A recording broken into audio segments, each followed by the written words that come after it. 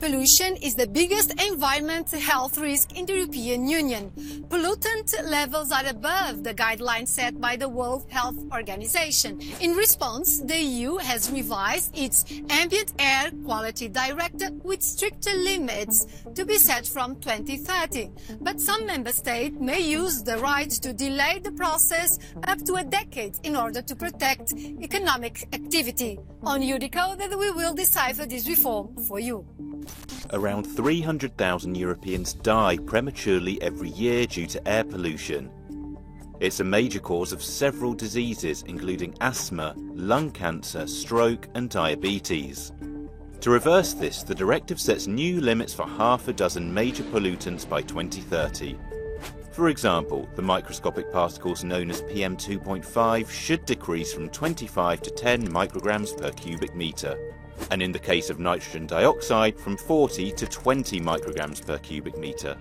The European Commission acknowledges that air pollution affects vulnerable people the most. We are talking about children, the elderly, the sick and the least wealthy. Let's see if the European citizens are aware of this reality.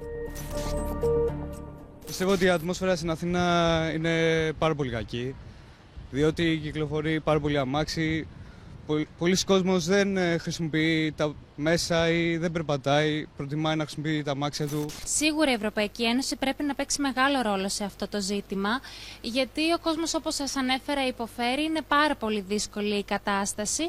Σίγουρα θα πρέπει να πάρει κάποια περιβαλλοντολογικά μέτρα.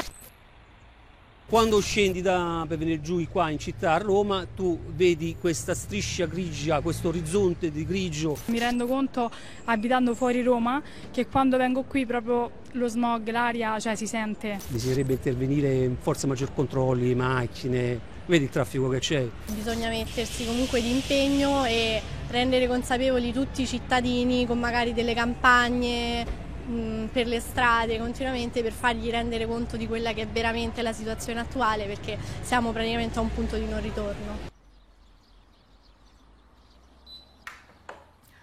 I will now talk with Robert Hodgson, who covered this topic for Euronews. Hello, Robert. Hello. So why was it important to revise this directive and what should change in air quality standards? In 2021, the World Health Organization made much more stringent its own recommendations on health pollution limits. So in 2022, the EU followed up with its own proposal, and this month they've adopted more stringent limits of their own, but they're not as stringent as the World Health Organization's. And even so, some member states might want to delay, to postpone the implementation of the directive. Why would they want that, and which conditions should be met in order to do so? Well, it's been a problem for years that member states of the EU have had great difficulty even complying with the existing regulations. More than half of them have been sent to court for breaches of the existing emissions pollution standards. So in the end, in order to get the legislation adopted, there's a clause whereby countries can demand a 10-year delay. But Germany wanted specifically to have driving bans and the shuttering of factories excluded from this. And finally, a key issue in this revision of the directive is the access of citizens to justice when they have been harmed by this problem. What is at stake?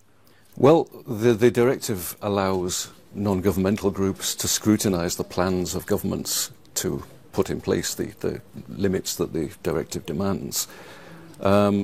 It also gives citizens access to the courts. It actually specifies explicitly that if someone's health is harmed because the government hasn't, or a company has caused pollution, then they're entitled to sue for financial compensation. Let's now see some more relevant facts and figures. Energy production, agriculture and industry are the activities that most contribute to air pollution, though in urban areas traffic is a major source. The Environment Agency ranks cities in Sweden, Finland and Estonia as the cleanest. The most polluted, though, are in Poland, Bulgaria, Romania and Italy. In the rest of the EU, the air quality is fair or moderate. On our decoding journey, I will speak now to the European Parliament rapporteur for this file. The 27 member states will have now 2 years to transpose the directive into national law.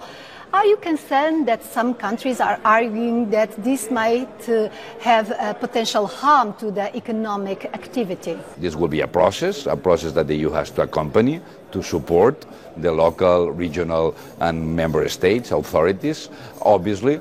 But to be honest, pollution is a slow motion pandemic. We saw what we were able to do in front of a pandemic. Nobody was asking about like the economy. It was a health crisis and we address it, and this is what we are going to do. This legislation somehow suggests that the Green Deal is a big and important priority for the European Union, but somehow does it have to be calibrated to face competition from the United States, from China, other regions? Of course, but the problem here is that we are not confronting like competitiveness with the green agenda. Like this is, I think, the wrong approach. To move on the green agenda is to build the competitiveness of tomorrow, because we know that green technology on mobility, green technology on energy, on buildings, on efficiency, it will be our competitiveness tomorrow and our model of prosperity. What is happening with China, for example, that we have tariffs to their cars. The problem is like they were going more fast than us. Finally, the current parliament is a bit more polarized, and there are a lot of political sectors more aligned now with the interests of agriculture, industry that emit a lot of polluting gases. Aligning these two interests will be the biggest battle for the parliament. Well, we will have a lot of discussions about this, but it's discussion that is well deserved, I would say. Like it will be the biggest transformation since the Industrial Revolution, what we are doing, decarbonizing our economies.